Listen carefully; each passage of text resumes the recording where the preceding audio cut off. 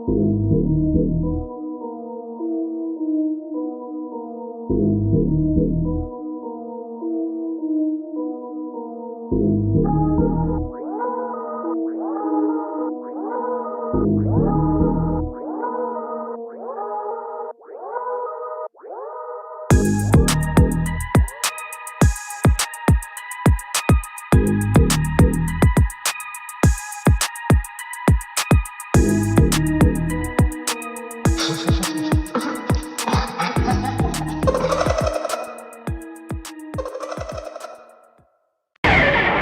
we gonna party tonight or what? Yeah, we are gonna party.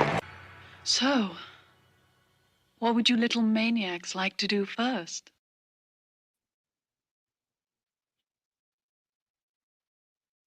Hey, Latchkey and Driving Mutants. Today we're going to get into the origin of Halloween.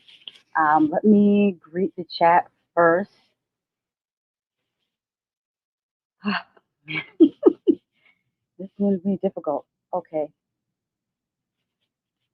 Yeah, my money's so tall that my Barbie's got to climb it. It's hotter than the Middle Eastern climate. Violent Tony Mataran, dirty wine it. Nikki on them titties when I sign it. That's how these niggas so one-track minded, but really, I don't give a F-U-C-K. Forget Barbie. Fuck Nikki. She's fake. She's on a diet, but Puck is eating, never could say that part, but Puck is eating cheesecake. And I'll say, Bride or Chucky's child's play just killed another career. It's a mild day. Besides Jay, they can't stand besides May. Think me and Am should menage Friday.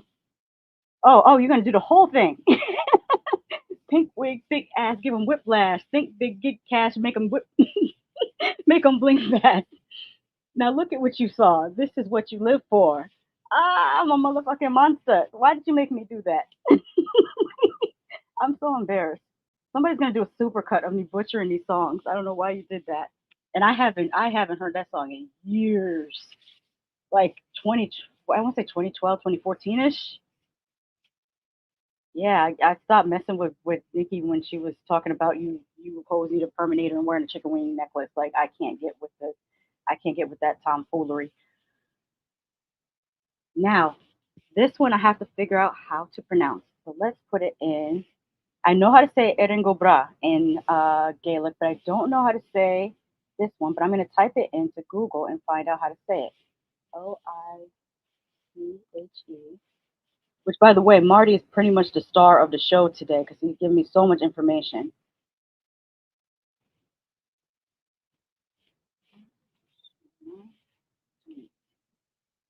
Pronounce.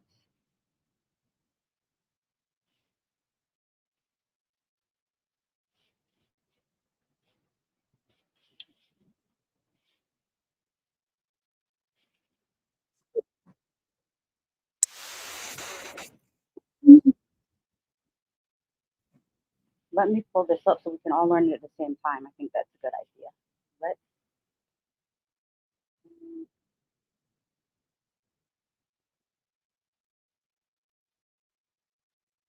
Here's.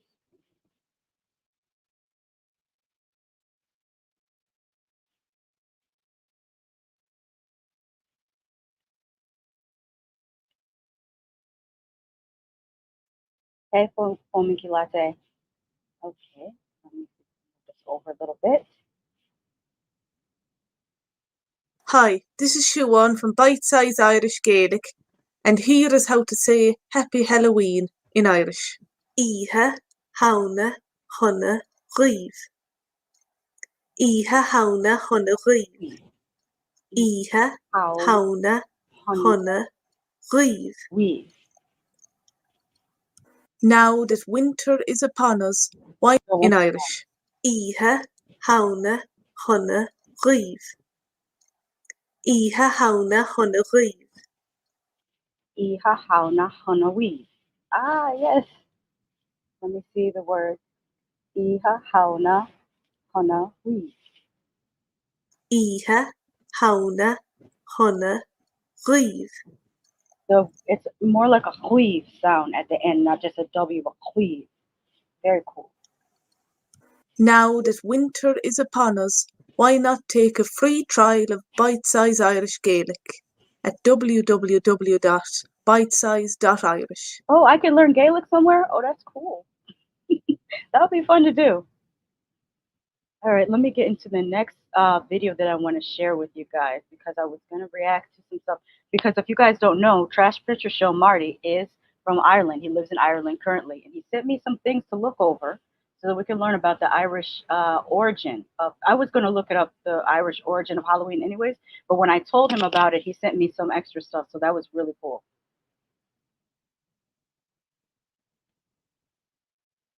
So let's do this one. It is called The Tale of Stingy Jack, Origins of Jack-O-Lantern. Howdy, lads. I hope you're having a good And by the way, this is on his channel, Trash Picture Show. So go and follow him.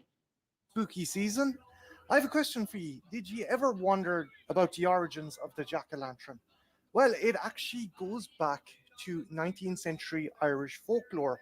You see, the story centers around a chap known as Stingy Jack, or as my grandfather would have called him, a cute fucking whore.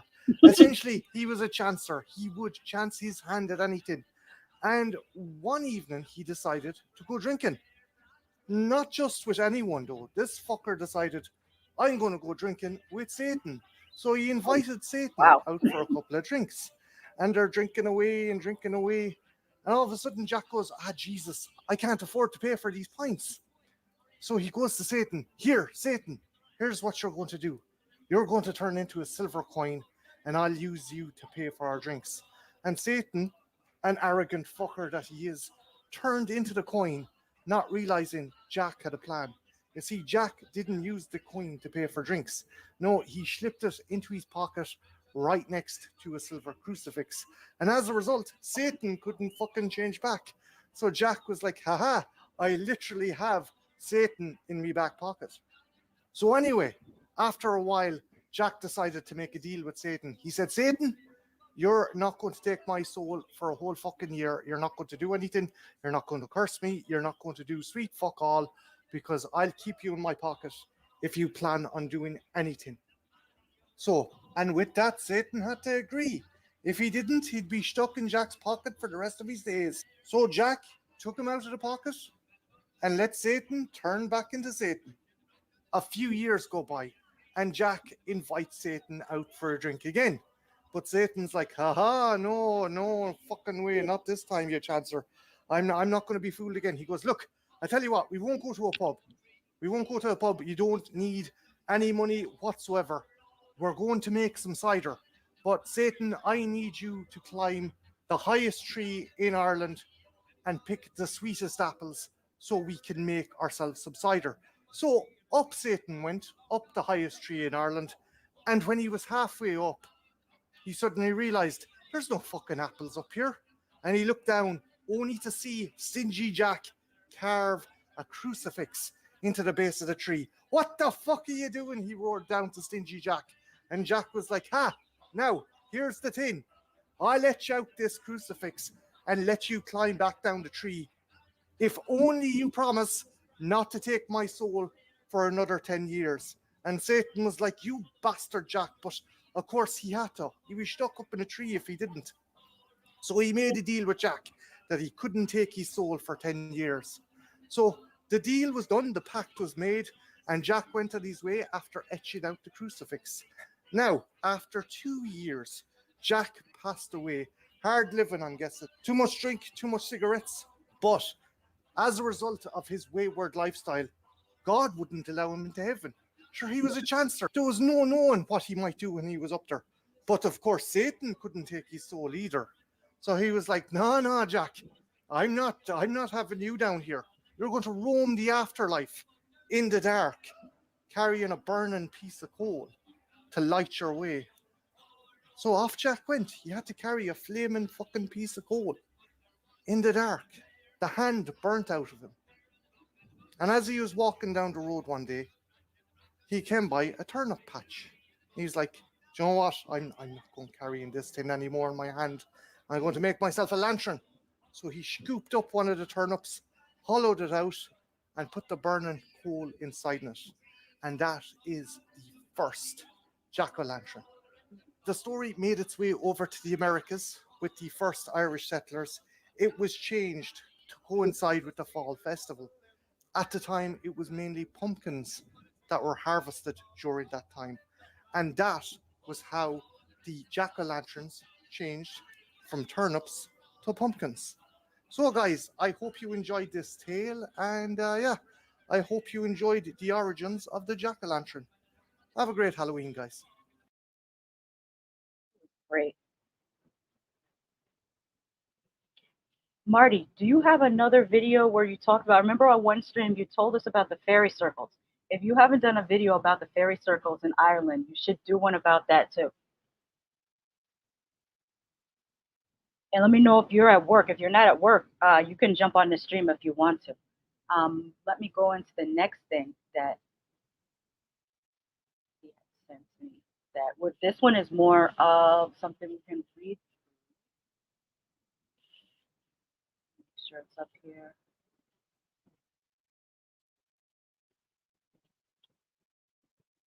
First page. Because I find this very effective. Very, very cool. I hope you do that. Yes.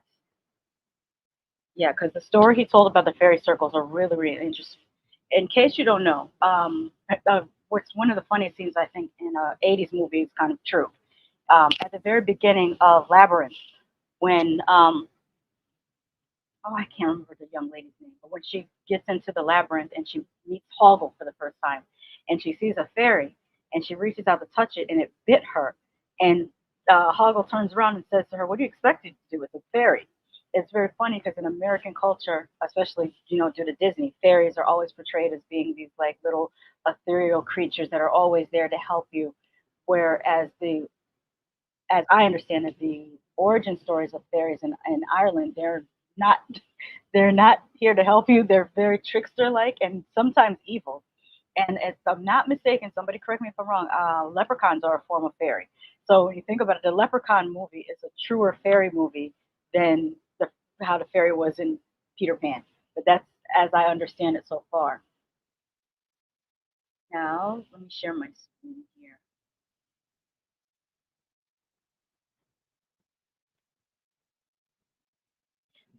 Another fun thing about Halloween where I grew up, in the small town I grew up in, Connecticut, had a pretty large Irish population as well as Italian, Polish, Portuguese, and as well as Vietnamese, Laos, Puerto Rican, Jamaican, and I forget this one. There was Dominican. It really, really, I should say when I got in high school, it was like super white town in elementary school. But then as more people became middle class, it's the 80s, mind you, and a lot of people moved up from New York into this area, it became way more diverse, which is really, really cool by the time I was in high school, because being the only fly in the milk is not fun. Side story, I say that to say that certain holidays were celebrated in my town with more cultural context than I think I shouldn't say not in other places, but other places in Connecticut that weren't as diverse. So we really got to have a lot of different traditions that you wouldn't normally see in the U.S. Like I remember, and the main street, we had a maypole. And maypoles, I'm pretty sure they're from Scandinavia with the ribbons. And I remember being in elementary school and them teaching us how to dance with the ribbons around the maypole. And that's a very European thing. That's not a very American thing. But it was fun. It was fun. We also had a Portuguese festival. And if you did not wear Kelly Green on St. Patrick's Day, you would get pinched. But what I'm looking at here, I wonder, can I lighten this? Let's see. No, that didn't lighten it at all. I can still see it. Hopefully it's not too dark for you guys, but I'm going to increase the size and read through it. It says the origins and history of Halloween in Ireland. Halloween, originally known as Samhain, that always bothered me. I want to say it was Halloween 5 when Dr. Loomis says Samhain. I'm like, why did you do that? You guys didn't have to. They literally had Dr. Loomis say, "Oh, it's from Samhain," and it's like, oh no, that's not how it's pronounced. Where was I? Halloween, originally known as Samhain, has its roots in ancient Ireland, dating back over 2,000 years. This Celtic festival marked the end I'm going to come back to this, Tony Man, because I'm actually going to pull up a map of Ireland because I did find County Cork on it. Let's see here.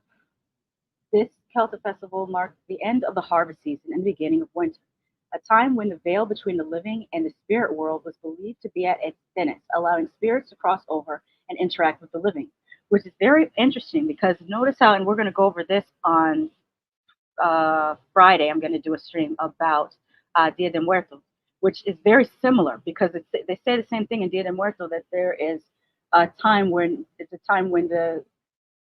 um, the world is at its thinnest, allowing spirits, it's the same thing, allowing the spirits to cross over and interact with the living.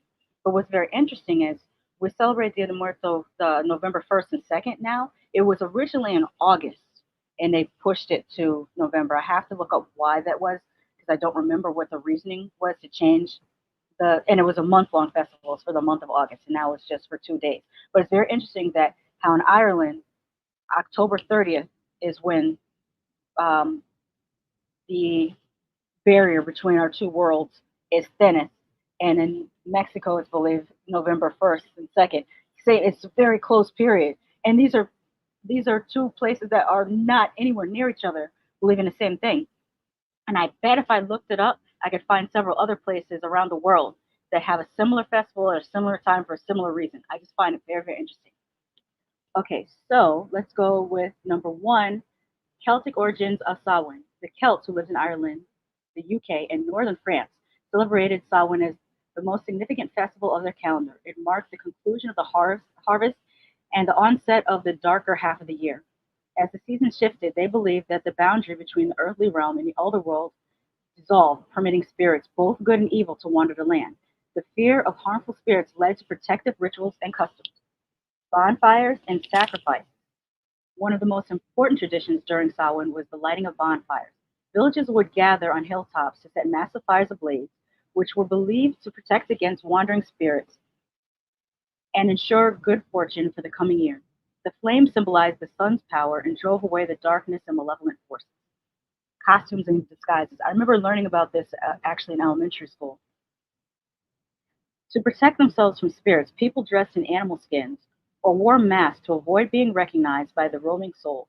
This practice of disguising oneself is the precursor to the modern Halloween costume tradition.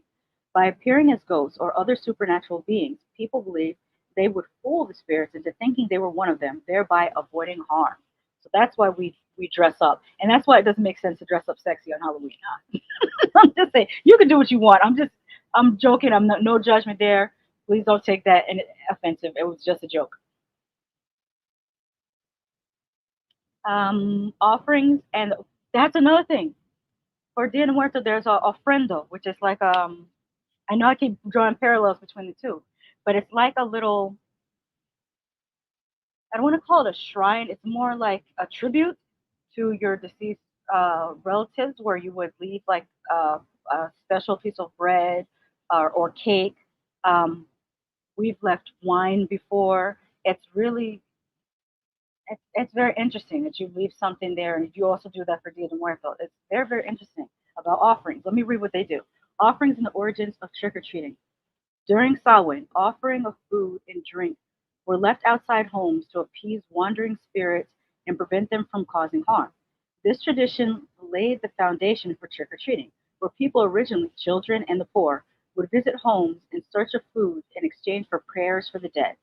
This custom evolved into the Halloween tradition of children dressing up in costumes and collecting sweets or treats from their neighbors. Christian influence and All Hallows Eve. As Christianity spread across Ireland and Europe, many pagan festivals were adopted into the Christian calendar. In the 9th century, Pope Gregory IV moved All Saints' Day, also known as All Hallows' Day, to November 1st. There it is. That's probably the same reason why Dia de Muertos was moved from August to November 1st. A day to honor saints and martyrs. The evening before October 31st became All Hallows Eve, eventually shortened to Halloween. And Tony Man says, speak for yourself. I don't mind a sexy costume or woman in costume. I know you don't. Same goes for the dudes. I've seen some sexy dude costumes. Okay, I'm going to go to the I like All Hallows Eve, the term All Hallows Eve.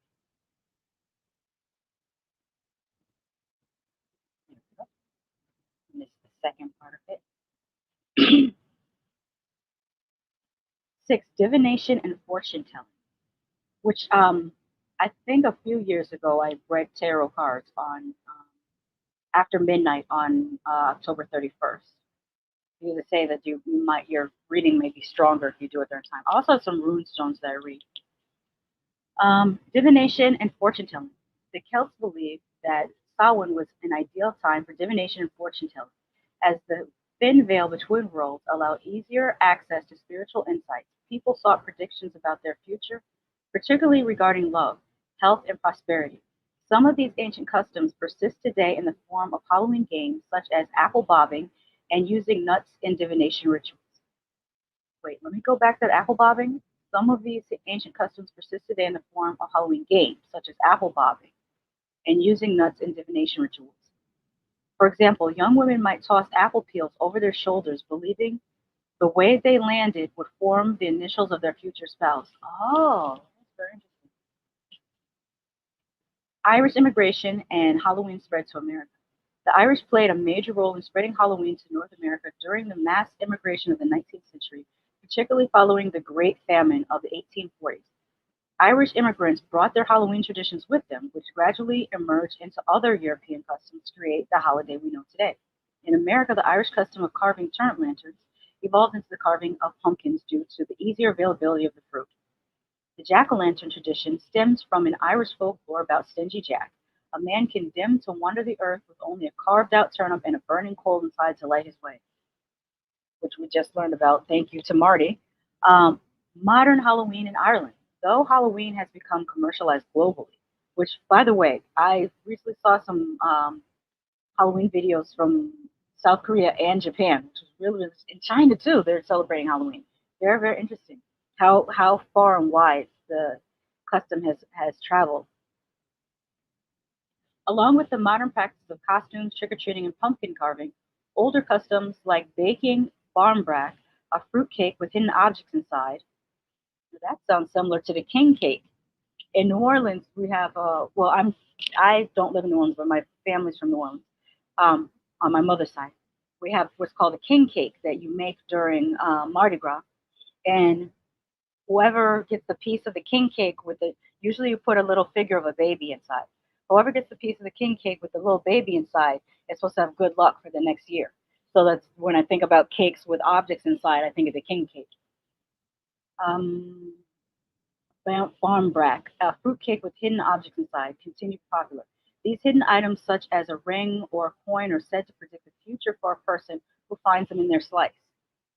Today, Halloween festivals like the Puka Festival celebrate the rich folklore and mythology of Samhain, combining storytelling, music, and art to honor Ireland's unique connection to Halloween. Very, very cool. Thank you for this, Marty. I really appreciate that. And it's so funny how much when you start to learn about culture, there's more similarities than there are differences when you really, really dig into these things. When they aren't obscured by, I'm not going to say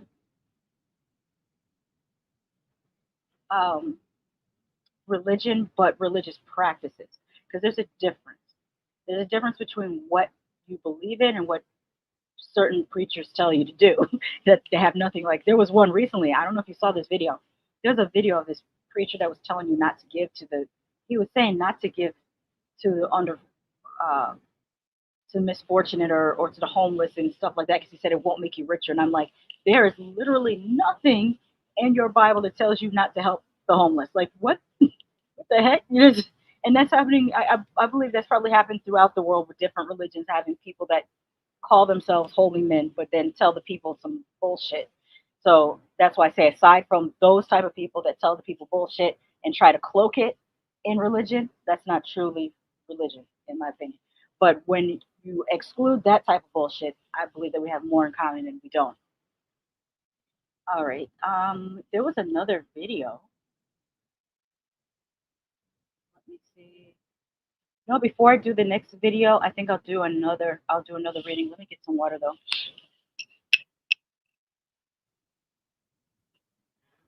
Claire, right 2 counties over. I have cousins from Cork, Mallow, and Cork City. Where in Cork are they from?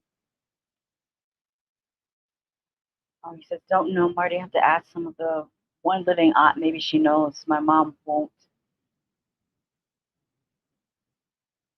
Well, you know what? You should check your because I know Tony Man did a 23andMe. Check to see if any of your matches on there still live in Ireland. Because some of my matches on there I already knew. Like I have cousins in England, and they did the same thing. They still popped up, but you might find people that you don't know, but are your like third cousin that is still there. You may be able to email them and contact them. Michael Myers, boss, is here. He says happy Halloween, or they say, I don't want to assume anybody's gender. They say happy Halloween.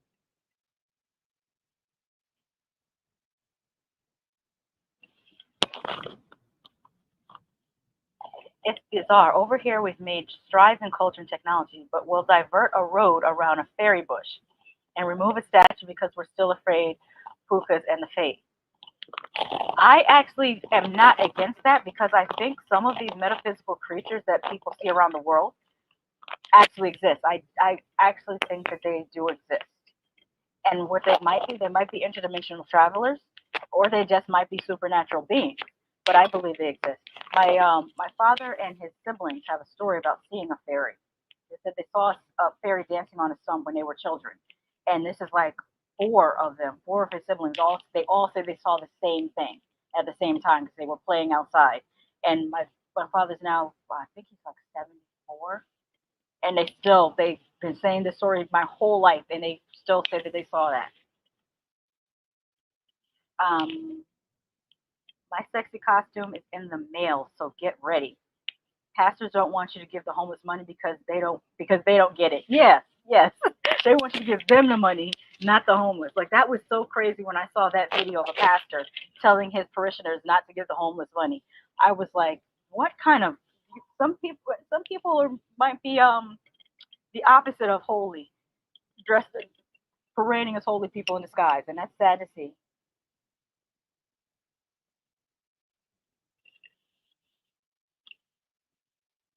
Okay, let me share this.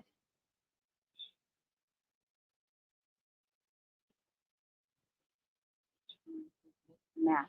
So yeah, let's get into the math. I should have got some hot tea. For some reason, my voice is like, I apologize if my voice sounds funny. Masks and black plastic bags, how we used to celebrate Halloween. I don't know if anyone that's watching me was an 80s child, but if you were, you had a plastic mask like this. I remember the three that I had in elementary school. I think the first one might have been E.T. Then I think I had a strawberry shortcake mask with a plastic costume. And you know what? I can show you better. I can tell you before I get into this article. I'm gonna pull up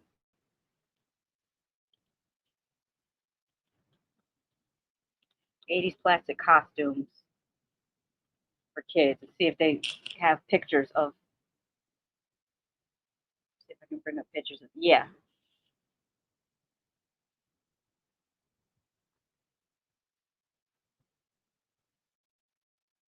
So it's not so many steps to do the switch from one screen to another screen. These were the costumes we used to have in the '80s, where it would be like a plastic smock, and then it would have a plastic mask that came with it. Let me see if I can pull up my.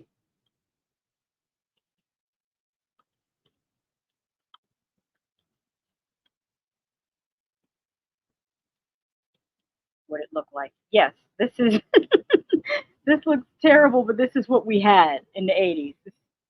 Strawberry shortcake. Look at that. Oh my god. Let me see if that ET one.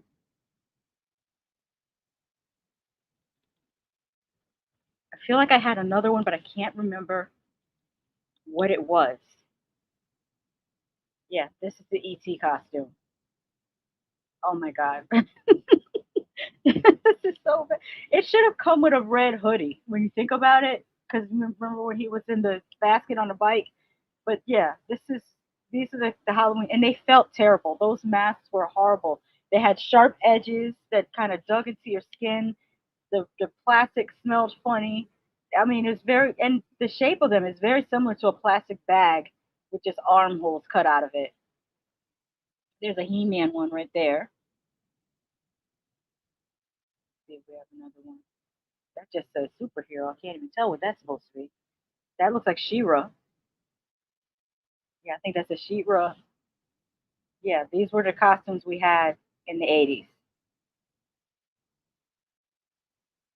So let me go back to what I was about to get into about the masks. Tony Man says, no context, and you come by this monstrosity. You think you landed in the Wicker Man.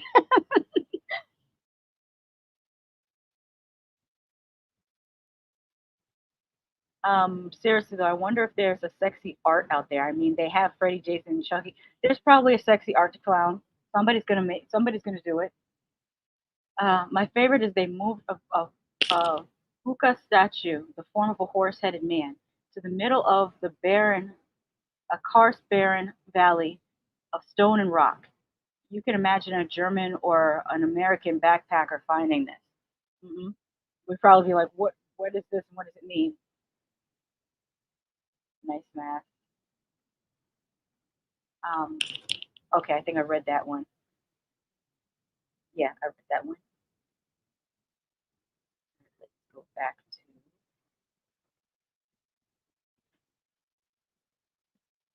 masks. Masks and Black Plastic Bags, How We Used to Celebrate Halloween, by Marian McGarry. Analysis. Despite being associated with the supernatural, Irish people traditionally saw Halloween as a night for fun and games. Is this the correct way to spell it? Have we been in the States misspelling Halloween? I wouldn't put it past us. We've been calling things the wrong thing for years. I only just now found out, maybe 2 years ago, that Japan was called Nippon. They called themselves Nippon, not Japan. And we've been saying Japanese. Same thing with Korean. The language, we call it Korean, but it's actually called Hangul. America, America is that uncle that says, I'm gonna call you Jim. Which is so disrespectful. The ancient Irish marked the eve of the beginning of Samhain, the season of winter, and one of the 4 major pre-Christian festivals. The festivities of, I forgot how to say it already. I'm I'm kicking myself for not remembering how to say this. I'm going back because that's gonna bug me.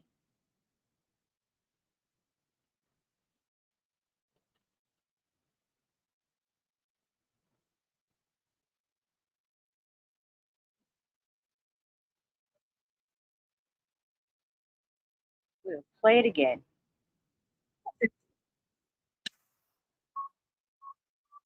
Iha, Iha Hona.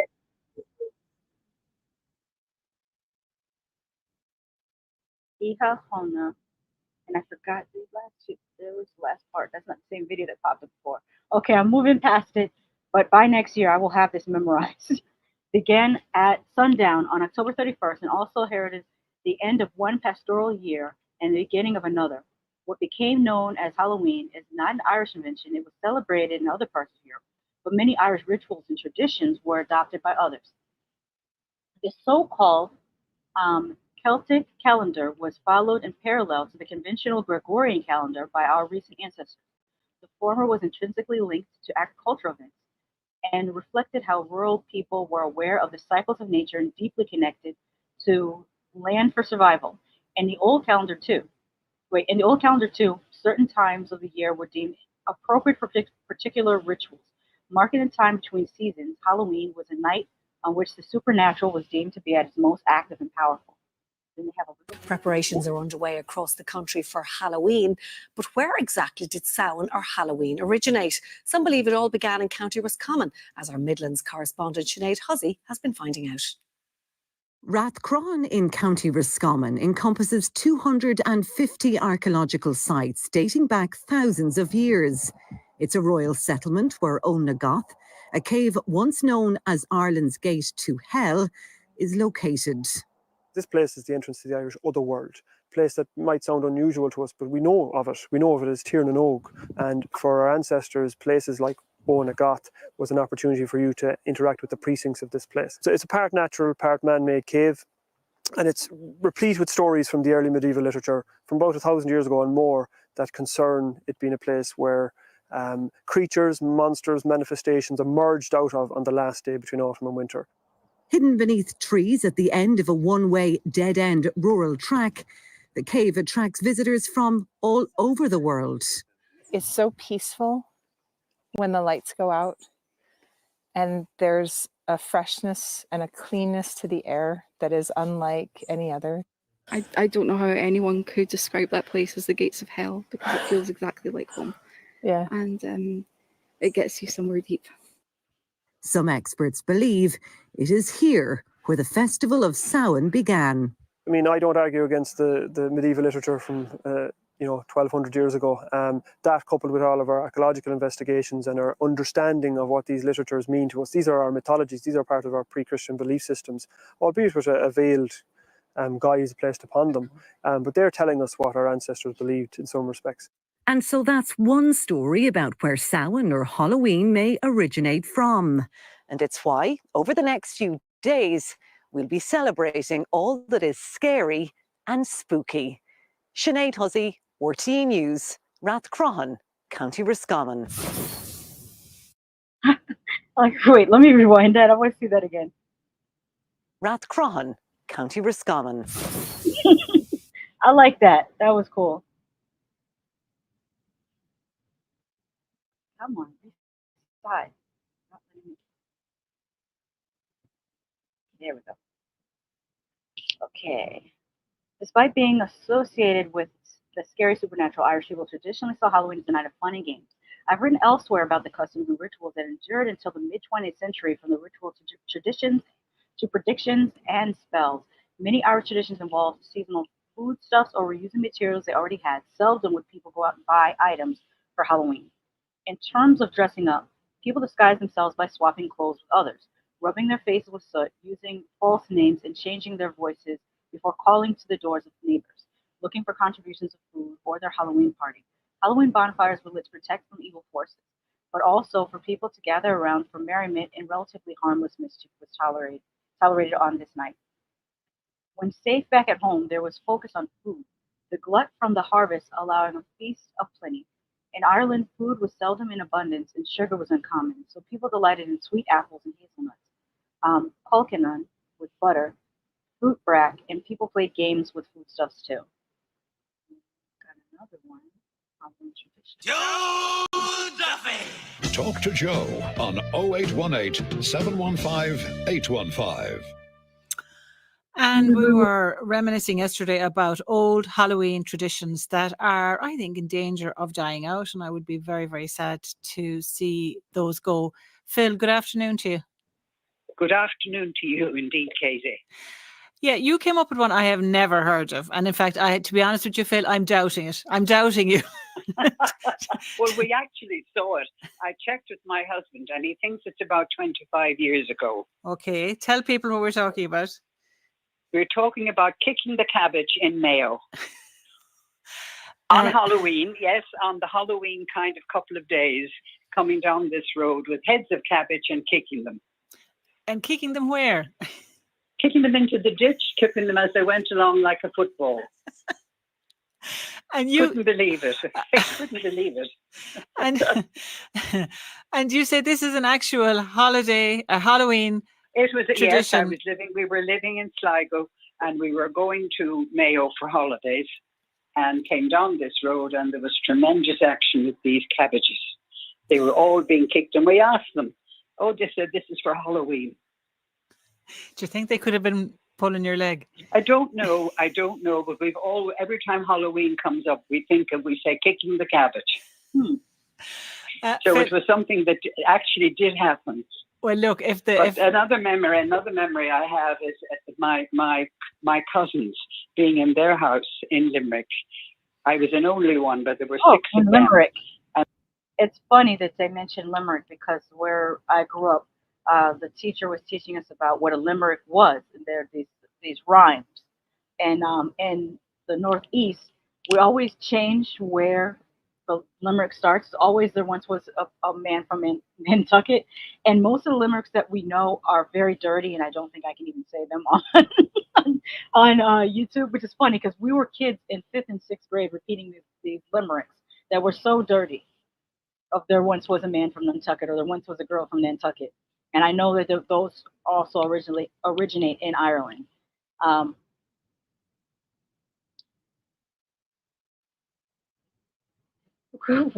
Marty, why do you say this? Sounds like something those mad male bastards might do all right. Those fuckers are off the chain up there, up in Limerick. Let me see what else we have here. Okay, Halloween was time specific, and there was deep significance to the time between sundown on October 31st and the dawn the next day. That time that time too was believed to be a good night of the year for forecasting the weather, along with amateur fortune telling and romantic divination. The latter remains in a modern barn brack, still sold in the shops today. Let me click on this so I can find out what barn brack is.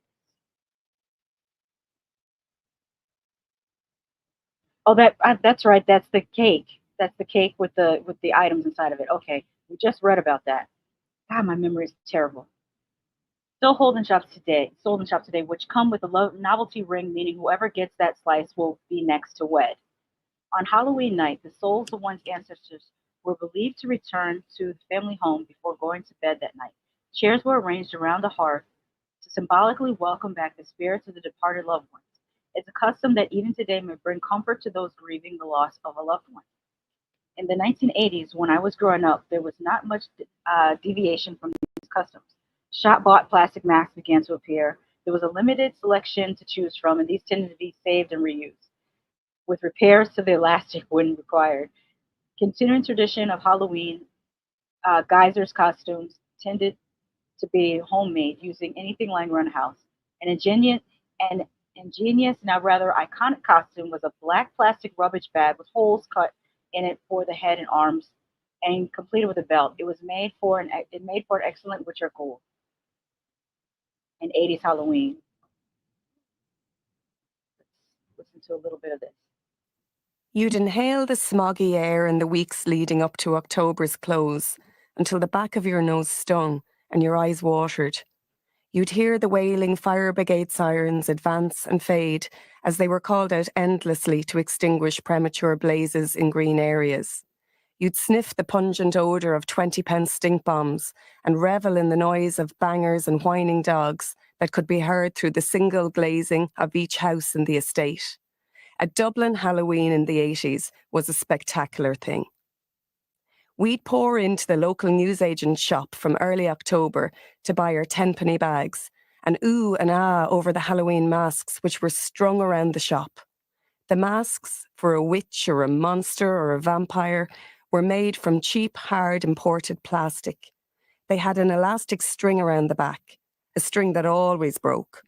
The eye slits and tiny nose holes induced a sense of suffocation when you put them on, but we knew no different. Witches' hats made from rolled cardboard with purple and orange stars were on offer too, hanging in bunches behind the shop counter. You could pair them with a cape made from a black plastic bin liner. Soyman says, they're talking about kicking a cabbage. It needs to be kicked into a pot with some corned beef. By the way, I found out about that because Marty had mentioned corned beef and bacon, and you talked about corned beef and cabbage as your mother's family cooked. And I Googled to find out why do a lot of American Irish people or Americans of Irish descent cook cabbage and corned beef instead of bacon. And it turns out it's an economic thing. Back in the day, probably in the 30s and 40s, if I'm not mistaken, years, corned beef was a cheaper meat to get than bacon. So since a lot of people were experiencing poverty because in the 1940s we had a Great Depression, so like the whole country was broke, and so they cooked the cabbage with the corned beef instead of the bacon, and that's how it became a thing. It's literally an economic choice. Marty says, you guys ever played the flour game? You get a basin of flour filled with 20 pieces of coins. You cover your face in baby oil or cooking oil to use your sticky face to get the coins. No, I've never heard of that. Sounds messy. My neat freak self is like, no. But I would play it with my hand, put the oil on it. But yeah, no, I hadn't heard of that. It's really fun. And oh, Tony man, you don't know. It's bacon. We ate bacon and cabbage. Yes. Okay. While store-bought costumes were uncommon and the resultant lack of peer pressure meant parents faced minimal pressure to purchase them. They simply, I do remember that in the late 80s, it was you had a lot of pressure to get the store-bought costume, and people kind of looked at you funny if you had a homemade costume. And this is still elementary school. This is not even high school. They simply ensured that the pot of sweets at the door, containing mostly chewy sweets and the occasional bar of chocolate, remained top of the callers. This is a sharp contrast to today. Halloween is not confined to a single significant night of the year. Oh, yeah. Especially here in Orlando, they've been having Halloween parties for the last 3 days. Friday, Saturday, Sunday. They'll probably do one on Thursday night. Some places might still do one on Friday. Let's see. Halloween is not confined to a single significant night of the year as per the old Celtic tradition. Today, Halloween products begin appearing in shops as early as August, and fireworks can be heard in September. Halloween dressing up day at primary school has now become a new tradition, an annual feature of the last day before the October midterm break. Homemade costumes from materials around the home are no longer the norm. Instead, pre-made costumes are available in shops of specific archetypes and characters. A pack can include a mask and accessories. A growing child will require a different costume each year. If my face is covered in baby oil, call the cops because I was violated at a free call. Oh my God. Why did I should not have read that. I should have read that through before I read it on the. You ain't right for that. All right, so this video doesn't have sound, but you can see the maid mask, the children. These are actually scarier to me than like any store-bought mask. You got a cowboy.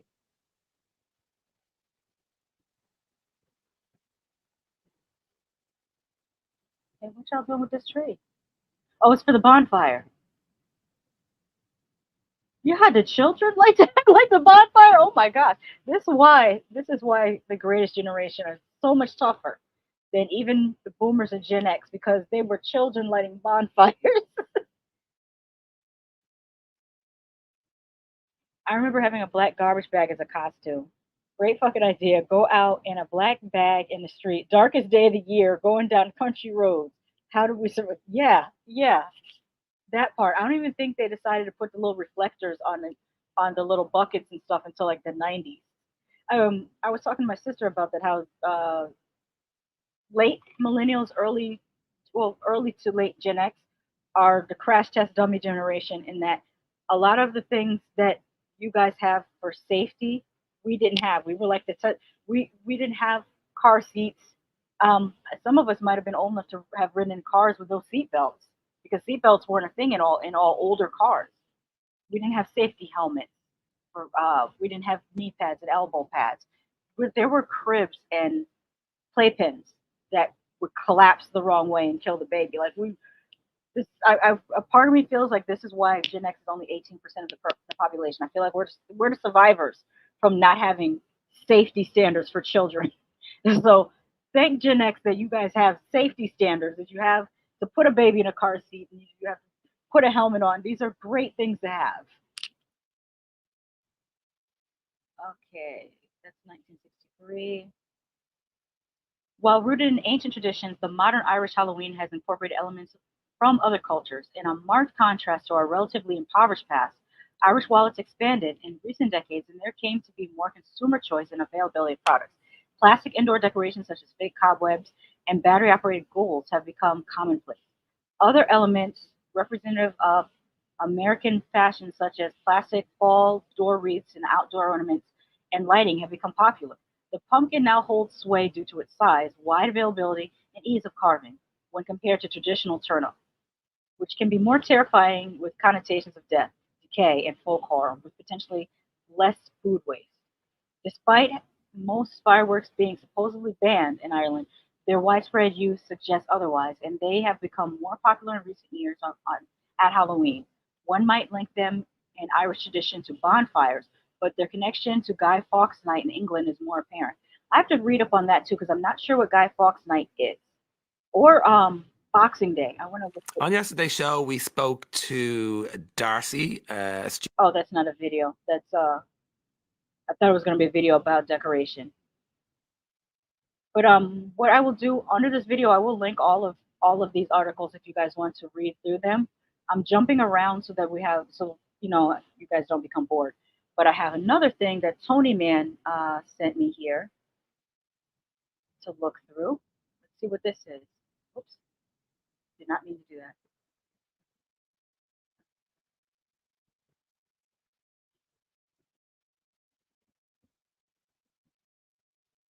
Also about Samhain. This is from the demonicparadisefandom.com.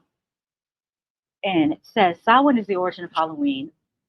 Dante, the Celts believed that October 31st was the one night of the year where the veil was thinnest between the living and the dead, and it was the night that Samhain reigned supreme. Masks were put on to hide from him, sweets left on doorsteps to appease him, and faces carved in pumpkins to worship him. And that's credited to Virgil. Samhain, the Halloween lord, is essentially the spirit of Halloween and has even been said by some to be the personification of the holiday itself. It is also the name of an ancient pagan Celtic festival, which was named after him. Okay. Let's move that over. Samhain's appearance is unknown. However, he is depicted as an armored being with a pumpkin-like head emitting green flames. Oh, there was a picture up here. That looks kind of fairy-like. And riding a ghostly horse who emits the same flame. He is the first Ghost Rider. He resembles the Headless Horseman as a result. He can also assume the form of a fey-like humanoid, and that's why that drawing looks like a fairy. A fey-like humanoid with a body that is made up of the roots of the pumpkin itself, although the roots themselves appear to be coated with a metallic shell that resembles demonic armor. Originally believed to be a demon, he was later revealed to be a pagan god that first appeared by the summoning of witches. When he reigned on Earth on Halloween night, people kept their children in that night. They wore masks to hide from him, carved pumpkins to worship him, and left sweets at their door to appease him. The same applied to the spirits that accompanied Samhain whenever he would step out of the other world. Samhain, the festival, was usually held on the date that the cattle were brought down from their fields and slaughtered for the winter. Bonfires were lit in every town as they were thought to be cleansing and warded off any evil spirits. People believed that it was easier to cross between the boundary into the other world on this day, and therefore spirits also known as, I hate to try to pronounce Gaelic because the way the letters are pronounced in English is not the same the letters are pronounced in Gaelic, so I don't want to butcher it. Could cross into our world, people would leave out food and drink as offerings to spirits, and the belief that doing this would ensure the people and their livestock would live through the winter. This is also where the tradition of guising originated. Despite the traditional methods of worshiping Samhain waning over the centuries to the point where it is no longer practiced by modern-day people, the tradition itself still remains with the cultural descendants of the ancestors who performed these practices long ago. He can be summoned out of the confines of Otherworld by two witches through 3 human sacrifices over 3 days, the last of which must occur on the final day of Celtic harvest, the 31st of October, the American Halloween. The ritual can only be attempted every 600 years. Once Samhain arises, he is able to summon ghosts, zombies, ghouls, and other monsters associated to the holiday from the depth of the underworld and unleash these morbid entities onto the world. These monstrous beings then patrol the streets of whatever town Samhain is summoned in to see who is following the tradition of Halloween and seek out those who are not to brutally punish them. Those that insult the holiday they see as a disservice to their lord and consequently punished by the monsters. Now it says here this ritual can only be attempted every 600 years. So when was the last time it was attempted? Because I really want to know.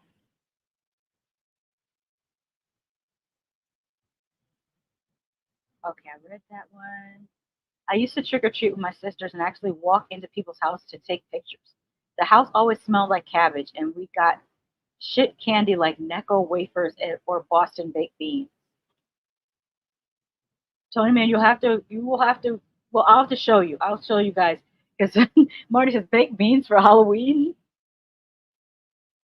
Is this factual, Marty? Some of it seems to have been enhanced.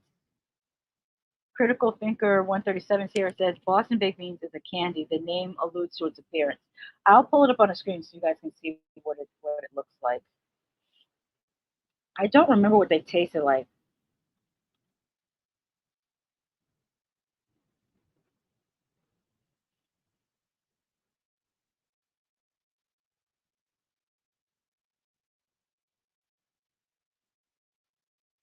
I keep hitting my camera button by mistake. This is the Boston baked beans candy. I don't remember what they tasted like because I haven't had them since I was a kid. So I can't even tell you whether I liked them or I didn't like them. I know I didn't like the Necco wafers. Does it say if they're cinnamon candy? Why is the candy called Boston baked beans? Boston baked beans are candy industry name for sugar-coated peanuts that have been dyed red to match the color of baked beans. Their origin is muddy. No one really seems to know where they came up with the name. Yeah, I don't remember what these taste like. I'll tell you what I didn't like. These here. Like, who can eat these? They're hard and I hate them so much. The sugar daddies. They were like these lollipops that were maybe they were no, it says caramel. I was gonna say toffee, but they were horrible, horrible, horrible. Those and the Necco wafers.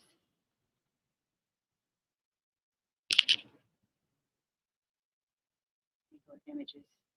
These are the Necco wafers. They taste like chalk, sugary chalk.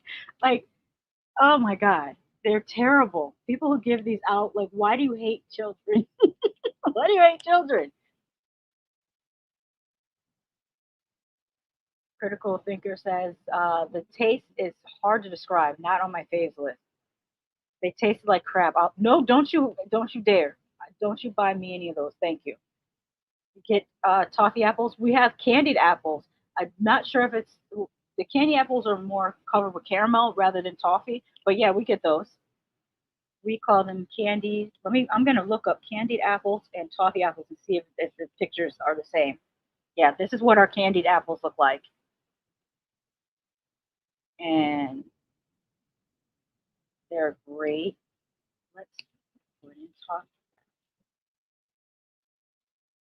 toffee apples. Yeah, it's the same. It looks like it's the same.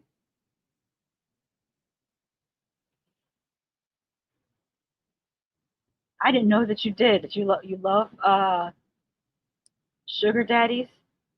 Sugar daddies last all day. Yeah, they last forever. I've never finished one ever. Oddly enough, you know what kind of lollipops I like? I like I misspelled it. Forgot the T. These. Get me these any day of the week. Tootsie Pops. Those are so good. I love a Tootsie Pop. And then also, what do you call the top of lollipops? It's like a big rainbow circle. Is it like a carnival? Like I only see them at carnivals. These. When I was a child, if you got me one of these, That'll last me like a year. I remember I had a giant one that I got from I think the Big E, which is a big carnival. I'll have to show you. My watch is telling me drink time.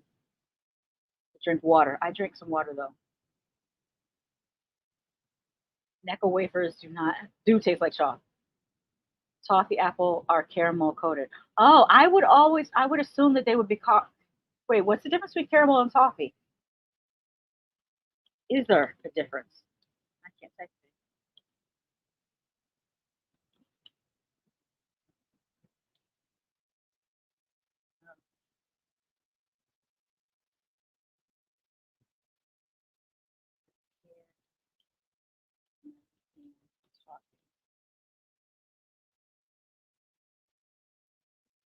Caramel and toffee are both sweet treats made with sugar and butter, but they differ in their ingredients, preparation, and texture.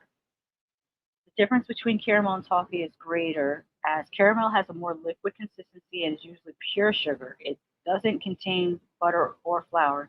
Still, the taste of caramel, fudge, and toffee is relatively similar, as they are all made from mostly sugar, as well as butter in case of fudge and toffee. So they're very similar.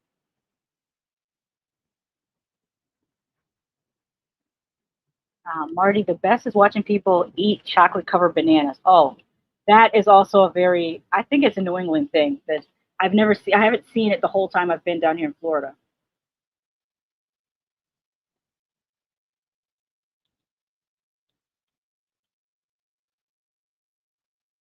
Yeah, this kind of looks crazy seeing people walk down the street eating these. But they used to sell them in Mystic Seaport in Connecticut. I should show you the place I'm talking about. But yeah, that looks a little bit odd. The Big E is this. I know I'm getting off topic, but it happens around this time of year as well. The Big E is a huge fair in New England. Sometimes it's called the Eastern States Exposition. Sometimes it happens in Connecticut. Sometimes it happens in Massachusetts. They choose different places every year, but one of the biggest things people love to do is go and get food. There's gourmet apples, cotton candy. They have like funnel cake and rides and stuff. And oh God, I remember it being packed like this. When I was a child, I got lost. I was with my aunt, and she took me, my sister, and my little cousin, but she had two strollers, and I was pushing one because I was about 5 years old, and I was pushing my cousin in the stroller. He was about a year old, and my sister was 2 years old, and she was in the other stroller that my aunt was pushing.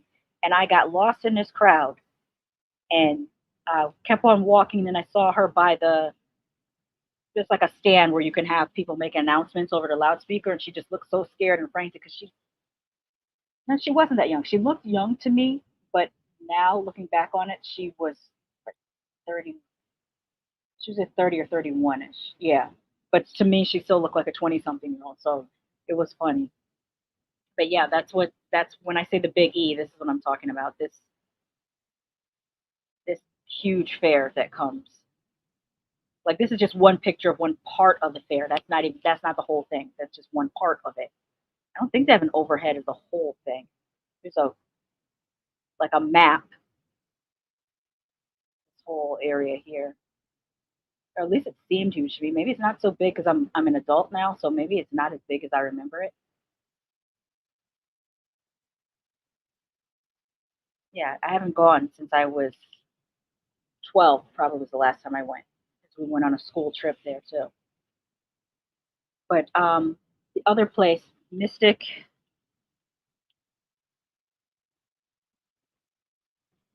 Is it Mystic? Or is it Old Saybrook? Where's the place where they have the town looks like it looked, during the times of when the Pilgrims came. We still have a town in Connecticut that still looks like that. And they take us there for a school. Tony, man, you tell me what town that was while I'm looking at the comments. There was a town they used to take us all to on school trips, and we would look at like the ladies churning butter and all the old timey like Pilgrim stuff. And I want to say it was Mystic, but for some reason that doesn't sound right. Communion wafers are better, if you can believe it, than Necco wafers. I believe it. Whoa, Tony man, that sounds like some D&D. Yep. Blow pops rule. Careful, you may get one. Okay. Here for the candy corn chat is I was having candy corn last night. I like candy corn. Some people don't like candy corn, but I like it. You've been to Mystic and never ate saltwater toffee. I've had saltwater, so it is Mystic. I feel like there was another term for it. Historic Mystic. Maybe that's the word I'm looking for. They used to take us here, and they would have the chocolate covered bananas there also, but it's like the town looks very old timey, like literally the little miniature lighthouse and stuff. Like they showed us these old boats, and it looks like a village kind of. And a lot of these houses and things were built in like the 1700s. For the US, that's old. I know for Europe, that's not very old, but for the US, that's very old.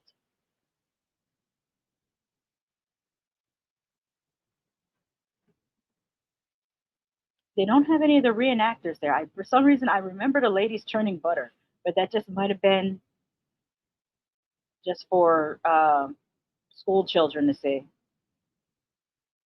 But yeah, that's where they would have like salt, like Tony Man said, the saltwater toffee, the chocolate covered banana, stuff like this. Candy apples are the red candy coated ones. Caramel and toffee are nearly the same. So if they're brown, they're more of a caramel or toffee apple, but if they're red, they're a candy apple. That's what you're saying. I really miss caramel. Sugar daddies are sorely missed. Doesn't Samhain mean caramel in English? I don't think so.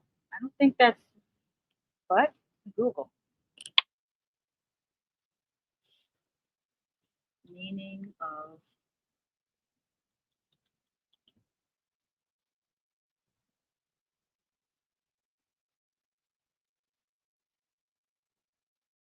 Samhain, the festival, and also in the Irish language is the name for November. So it means November. The first day of November, celebrated by the ancient Celts as a festival marking the beginning of winter. Yeah, so Samhain means winter. See, you may get the giant rainbow lollipop for Halloween. I don't know whether I could do that at this age. I need my teeth.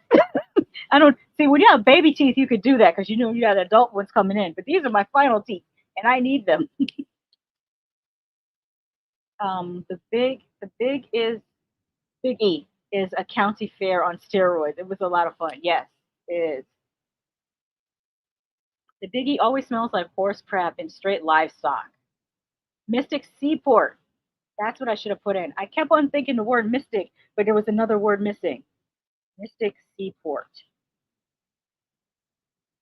That's where they used to take us as kids, and everything was like pilgrim stuff. Yeah, see, look at this.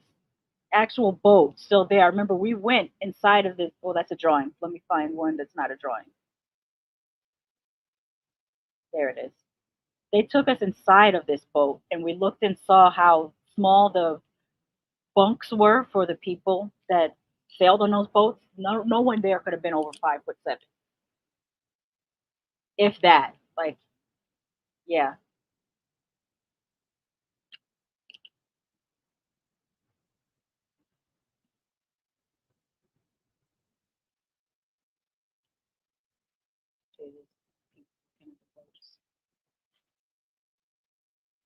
Yeah, this is where they used to take us.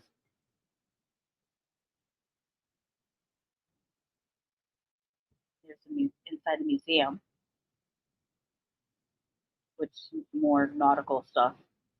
Oh, they're getting a renovation. That's cool. All right, let me get back into these comics. I'm so off topic now.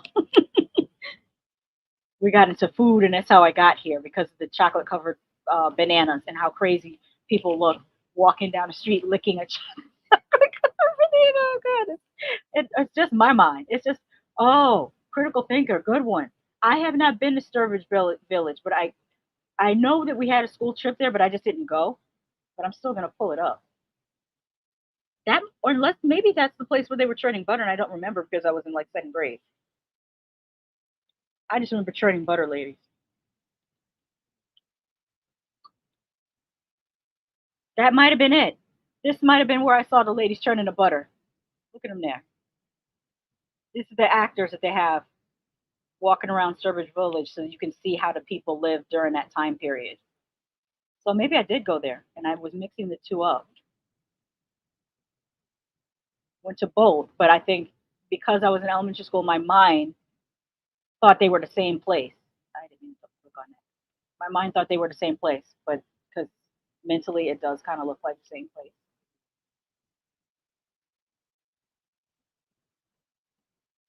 Like this stuff is like super, for us, for Americans, this is super old to look at stuff. That's one of the things that's on my bucket list is to go to one of those pubs in the UK that's 1,000 years old.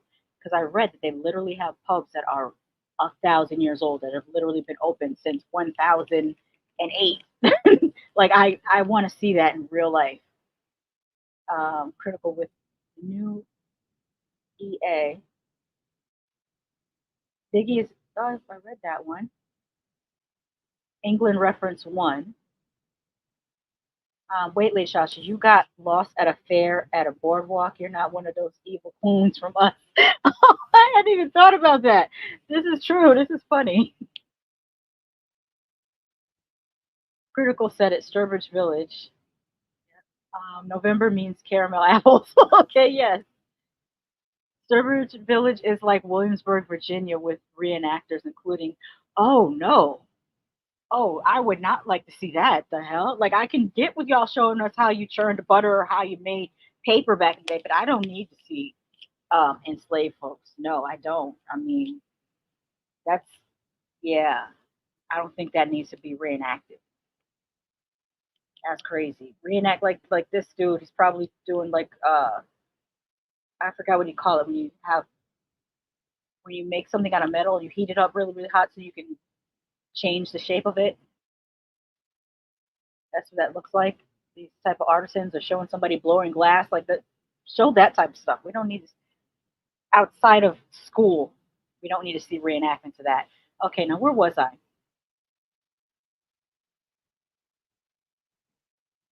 think I have another video. It might be redundant. We will see. We'll see if it's redundant. Then I'll skip something else. But I don't think it. I don't know. We'll see.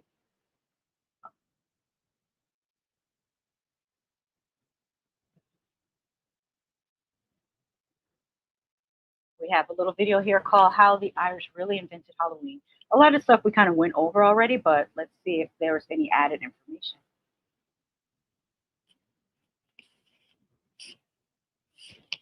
Some say the Irish invented Halloween, and what they might mean by that is when the Irish emigrated to America and to other places, they brought their customs and their beliefs with them.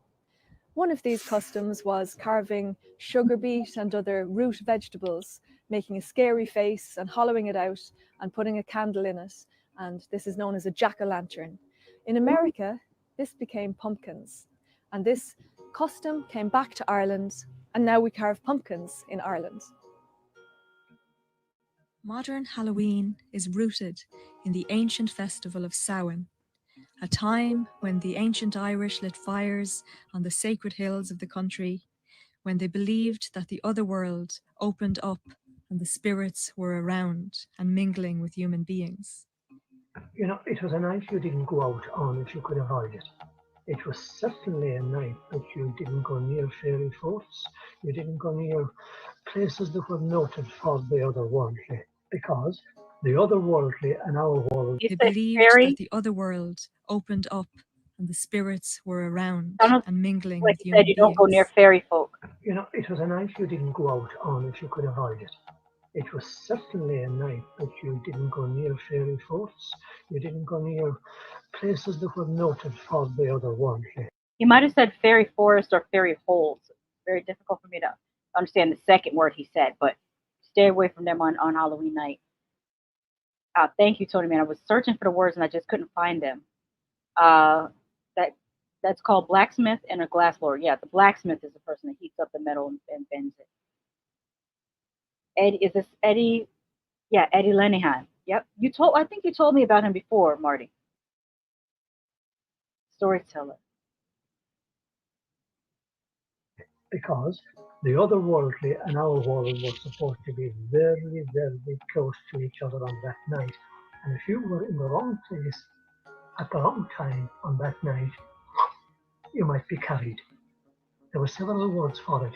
You might be taken, you might be brought, you might be carried. Sorry to keep pausing, but I wanted to read this comment because it's so true. Critical Thinker says, I'm shocked at the resilience of Celtic culture. It has undergone such suppression. Yes, I read about how England had, during history, they banned the Celtic language. Like people were not allowed to speak Gaelic.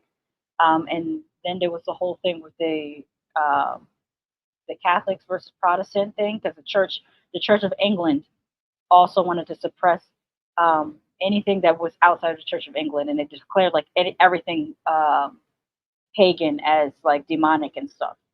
So there was a lot of cultural suppression from what I read. I'm going to roll it back a little bit because I'm sorry that I interrupted his storytelling because I think it's pretty good. On that night, you might be carried. There were several words for it. You might be taken, you might be brought, you might be carried, but they all meant the same thing. If you were out that night, wrong place, wrong time, you mightn't come back. Halloween is still a popular holiday, but what do today's kids think of it? I think Isaac has a favourite part as well, which is Isaac loves doing. What's Isaac's? Dressing up. Isaac loves dressing up. I love thinking of what I'm going to be, showing it to my friends, going trick-or-treating, and just all out having fun building it. So dressing up could be to let them know, to acknowledge spirits, or it could be to disguise yourself, to hide from them. So that's what we think that tradition comes from. But it's fun as well to dress up, isn't it? Yeah. Well, I like it this seems house. clear to me that the future of Halloween is in good It's a hands. museum. Halloween was always three things. It was fun and games, it was the otherworldly and the practical, this worldly and the otherworldly, and the fun and games. That put, we'll say, flour on a saucer, and they get two snails, and put down the two snails in the flour, and watch them, and see what kind of a track they made through the flour. And if those snails, they pick out two of the people in the audience, and if the initials that the two snails crawling through the flour could be in any way interpreted as your initials and your initials, you were bound to get married. Yeah, it was a great joke. It was fun and games, that kind of thing, as well as the snap apple and ducking for apples. Look, it was a great night's fun and games. And cheap. You didn't have to spend any money at all. They had fun. But divination basically means attempting to see into the future. And people try to predict who they would marry, what the weather would be like, who would die next in the family, and so on. Now, the Roman Catholic Church frowned on such practices, but this didn't stop people indulging in them.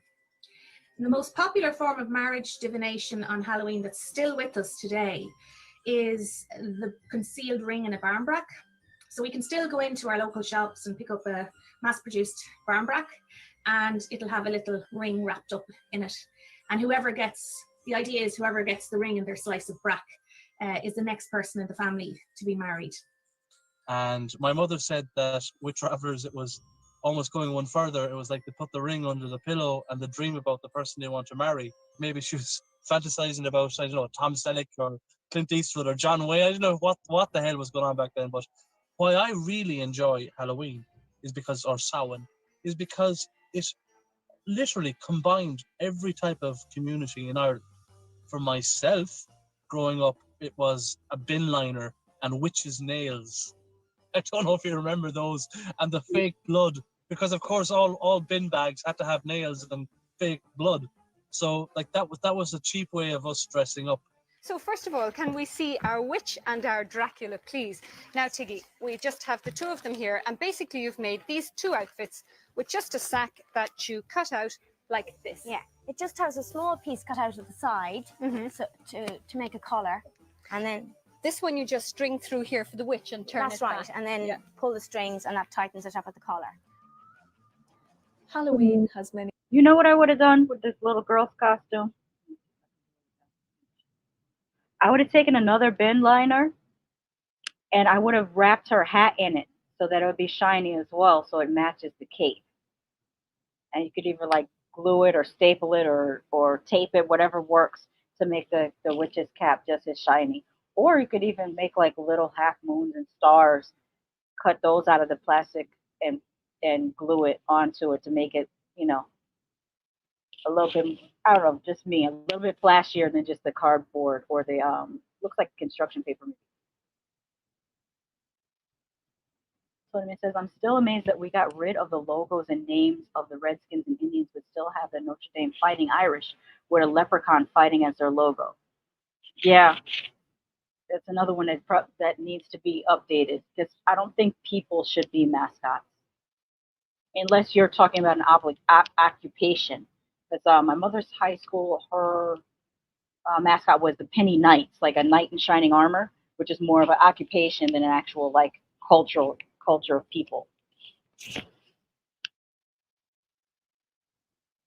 No, that's okay. It's on topic because we're talking about Ireland.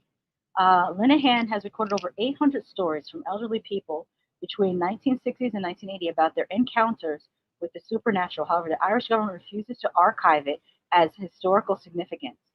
Oh, wow.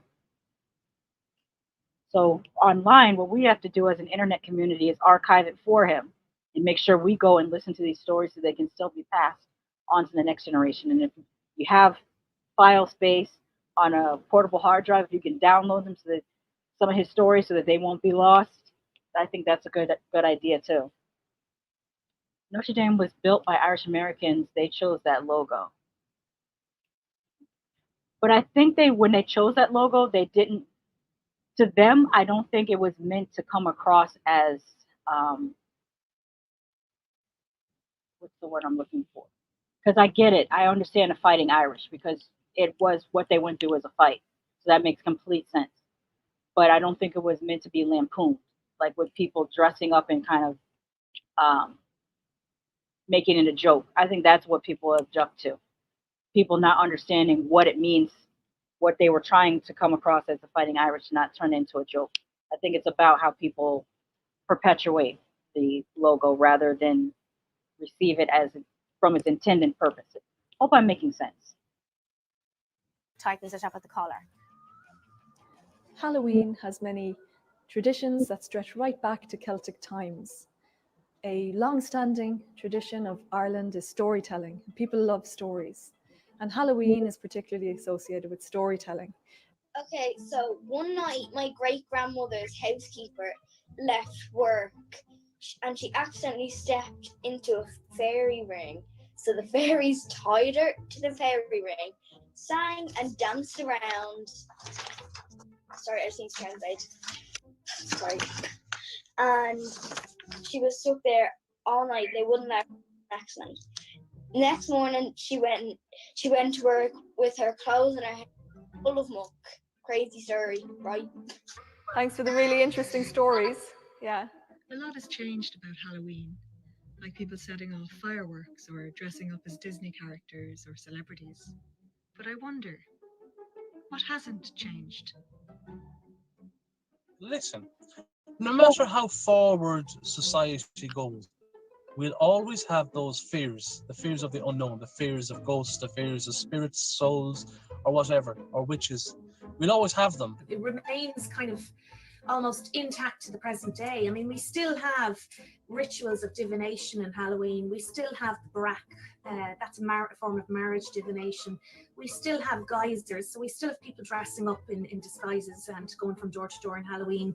We still have things like, the whole idea of Halloween being celebrated at the home. And I think that's really important this year with COVID, because there's all this talk with the COVID restrictions of Halloween being cancelled. So if it has to be cancelled, then we can reinterpret the way we're going to celebrate it this year. And the old Irish tradition of celebration of Halloween, yes, it involved calling to people's houses dressed up, but it also involved a really lovely ritual of remembrance. And that's something that we can reenact this year. And what I'm referring to there is at bedtime, what you would do is before you went to bed, you'd stoke up your fire, and then you'd arrange whatever chairs you had in your house around the fire. And you'd leave out a little bit of food as well. And this was the whole idea of that. After you went to bed, your departed ancestors would come into your home, and they'd make themselves at home beside the fire. And, this year we can kind of do something similar like that, but we can maybe remember the people that we can't spend Halloween with and we're out of touch with this year due to the COVID restrictions. And we're kind of going to be stuck in our homes this year, so it'll be no harm maybe thinking about how our ancestors celebrated. Because I guess this video was probably reported in 2020 or 2021, and I think we're a little beyond that. Okay, that's about the end of that article. But since they brought up fairy rings, I wanted to talk about fairy rings. Let me do that.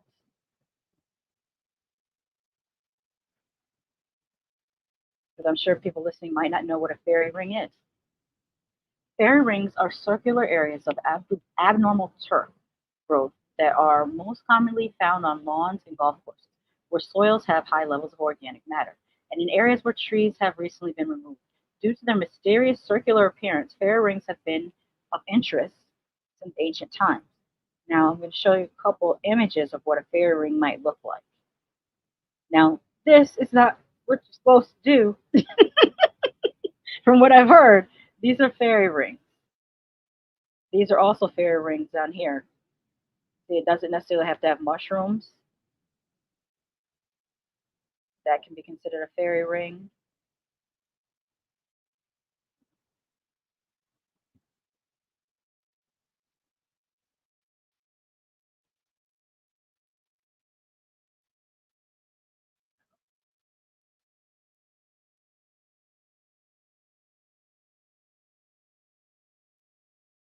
There are lots more mythical stories surrounding fairy rings. Some cultures believe that they are portals to another world, while others say that the mushrooms are simply used as dinner tables for fairies.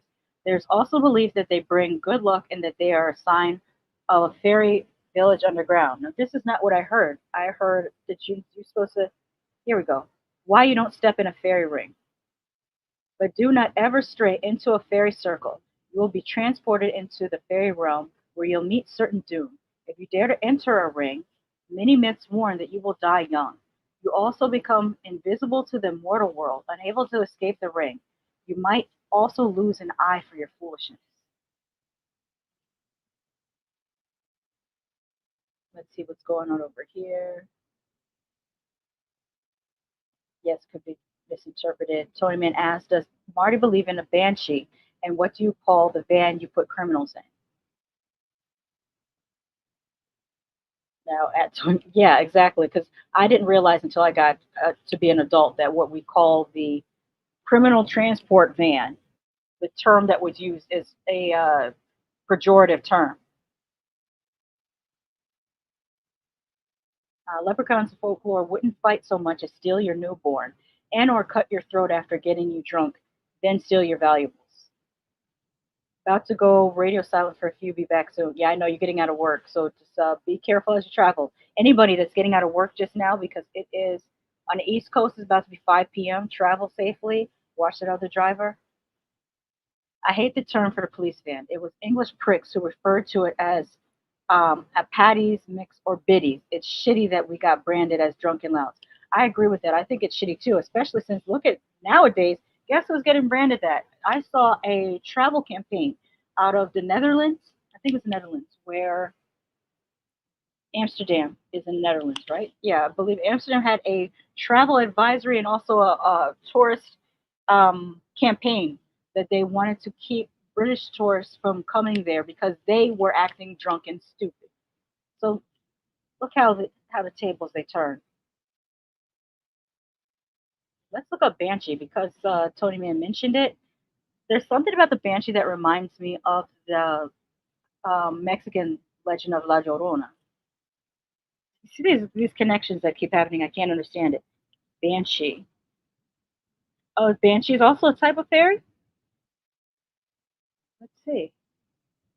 A banshee is a female spirit in Irish folklore who heralds the death of a family member, usually by screaming, wailing, or shrieking. Oh, and also I think in the Philippines they have a weeping woman too.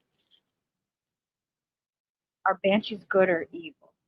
And La Llorona means the weeping woman or the crying woman, I think. Demeanor. While most myths portray banshees as more akin to predators of death rather than actively causing mayhem, there are exceptions. Some banshees are depicted as evil, finding pleasure in seeking out victims and wailing at them until they either commit suicide or go insane.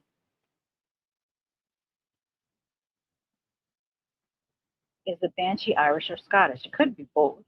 Banshees exist primarily in Scottish and Irish folklore, but a counterpart can also be found in Welsh mythology, and they are women whose screams and cries are an omen of death.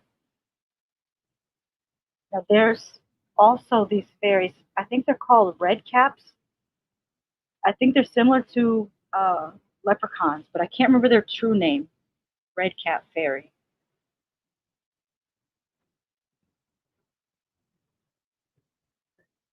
I mean, this is Wikipedia, but I'll just read the first one. The red cap or powrie is a type of malevolent, murderous goblin found in folklore of Anglo-Scottish. Oh, so that's more Scottish than.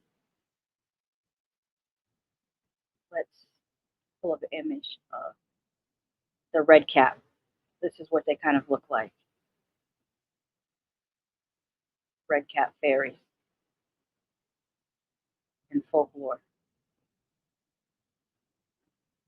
But that's Scottish, not Irish. Let's see, what do they have depictions of a banshee?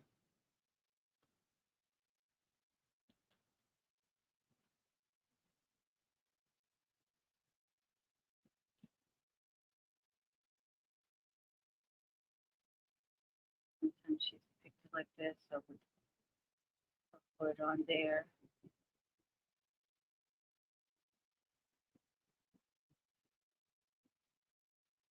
The history of the Fae. Unraveling Irons. Out of curiosity. No, I think I'll do a different stream for that one. I'm going to stick with Ireland right now because that's the topic is more Irish centered. So let's stick with that. Almost started to get. So it says I have pictures of fairy rings from Casadega. Do you? Because there's a fairy garden there. Hold on, let me pull that up. I took some video at Casadega, which is a town. Casadega is a town in Florida that is known for its spiritual activity.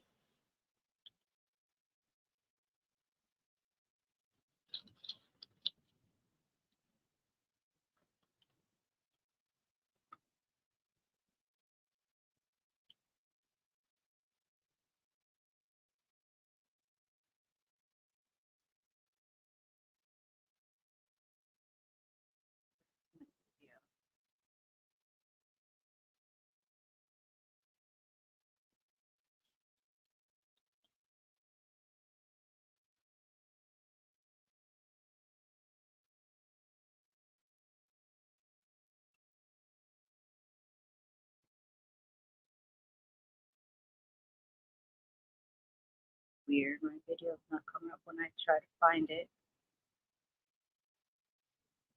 All right. I'll use somebody else's video then, since mine is not coming up. Must be the tags I did.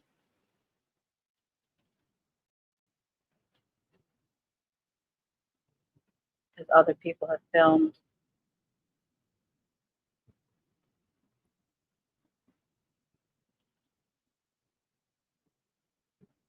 Yeah, I'll present this one.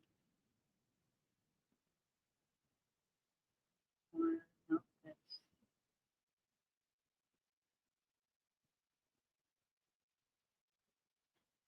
you have to stop calling it Witch Town. Casadega is not a witch town.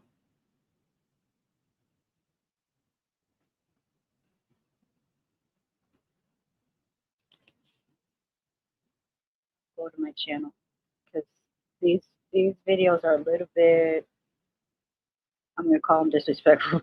Calling the town. It's a spiritualist community. Spiritualists are not everything that's not Christian is not automatically witches. Can we stop doing that? Stop calling everything witchcraft. There's not the freaking 1700s anymore. 1500 Spanish Inquisition ass stuff. Stop calling everything that is not explicitly, super Christian witches. It's irritating.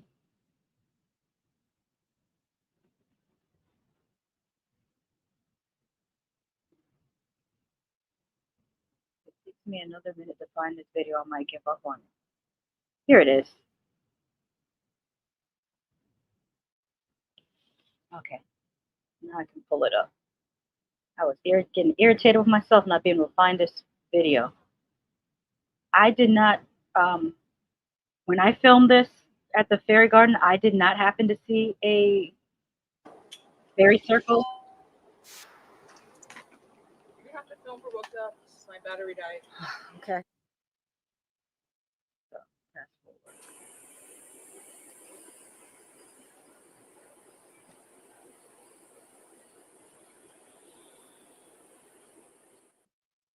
Turn it really, really down because it's kind of loud. Okay, complete sympathy at trash picture show. I guess they're like ancient Greek sirens.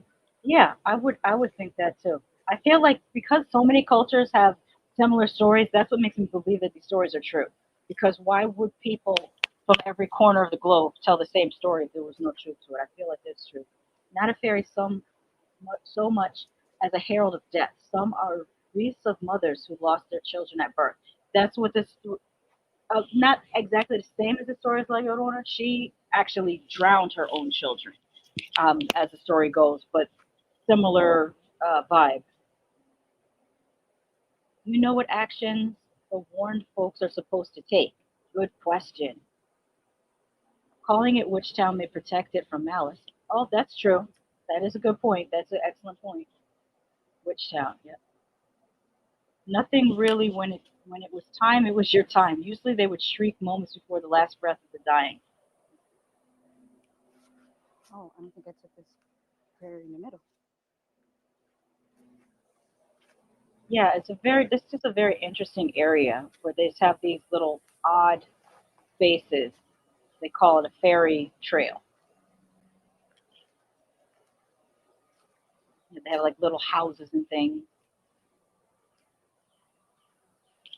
But Tony, man, you got to send me your picture if you can hear this. I don't know if you're traveling already. Send me your picture of the fairy ring that you saw. Oh, I shouldn't have fast forwarded that because there was also cats in this area just lounging. So I always like to see. I always feel like at peace when I see a cat lounging somewhere.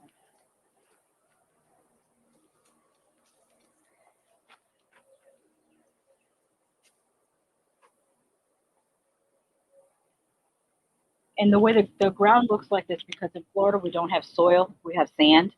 So anywhere where there isn't grass, you're going to see sand. Well, I should say in Central Florida. Northern Florida might have, more soil. I'm not sure.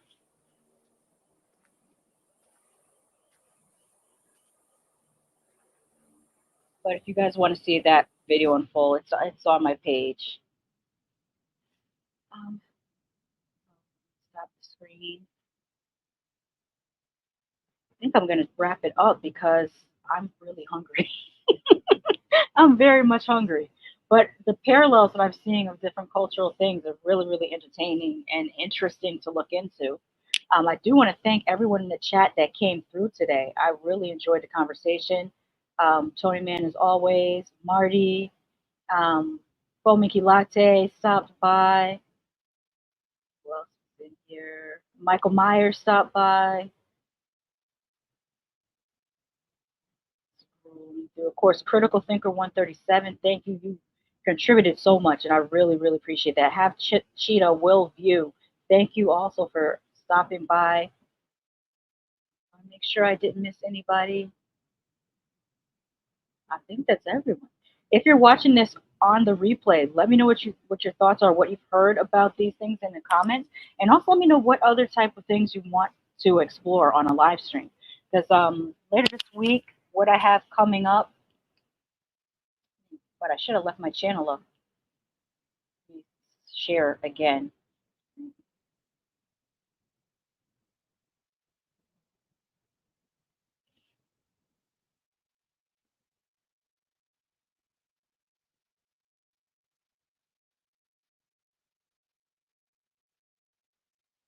Yeah, later this week, the live streams that I have upcoming, we're going to talk about Devil's Night on Wednesday, and then on Thursday, I'm going to be on Marty's channel. I will add the links on my community page, but I will be joining Marty and Jen for a Halloween stream. And I believe it'll be 5:30 my time here, or 6. If it's 5:30 Jen's time, it'll be 6:30 my time, because I think there's an hour difference between where we live. But that's what I'll be doing on Halloween Day.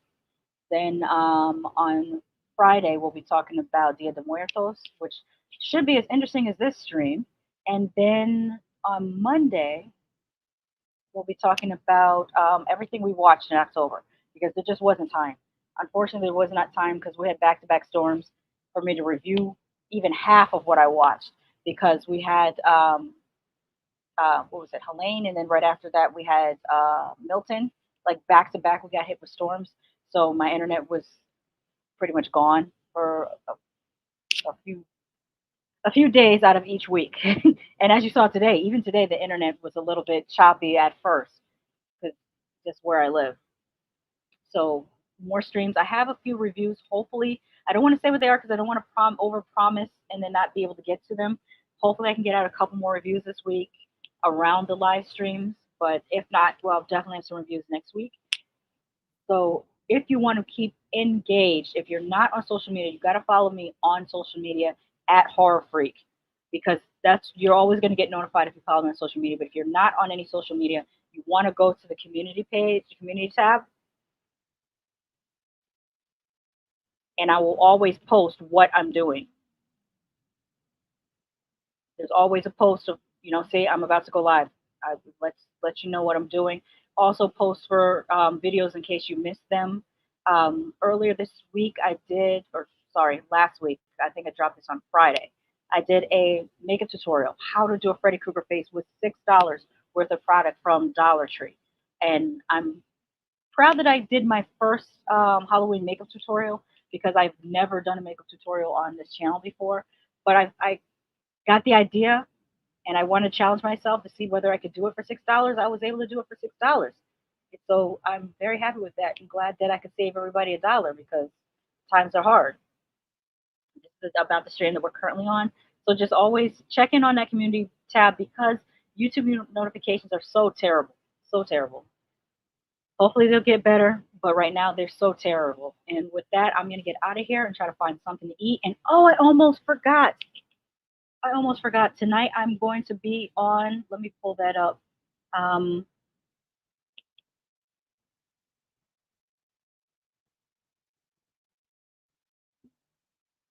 is the title of the stream? Hold on, I have it on my calendar. At 8:30, I'm going to go live again, but not on my channel. It's going to be on, it's called KillerCon.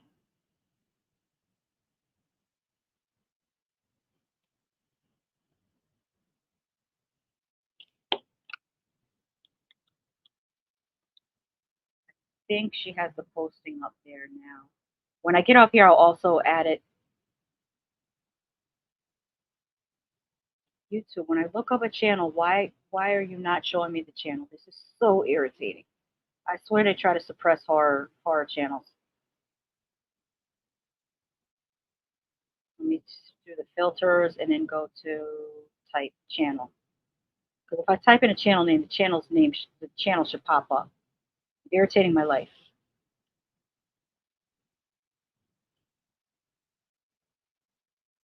I'll be live tonight with a night of horror. Let's up so you guys can see it.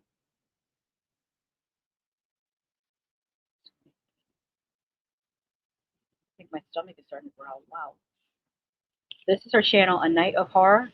And tonight it's going to be KillerCon Trick or Treat Halloween Horror. It's a Halloween party, and we will be in costume, and we'll be playing a bunch of games. Let me see if I can click on it and make it larger. That's in 3 hours. We'll be back on here at 8:30 p.m. I'll share it again on my community, and I'm going to share it on all the socials, so it'll be easier for you guys to find. But yeah, she's super cool. I'm looking forward to it. I got to get out of here to eat something and get my costume together. I'll give you a hint of what the costume is. It involves these glasses and maybe a little bit of this. All right, with that, I'm going to get the heck out of here. Thank you all for coming through. I really, really appreciate you guys again. Take care.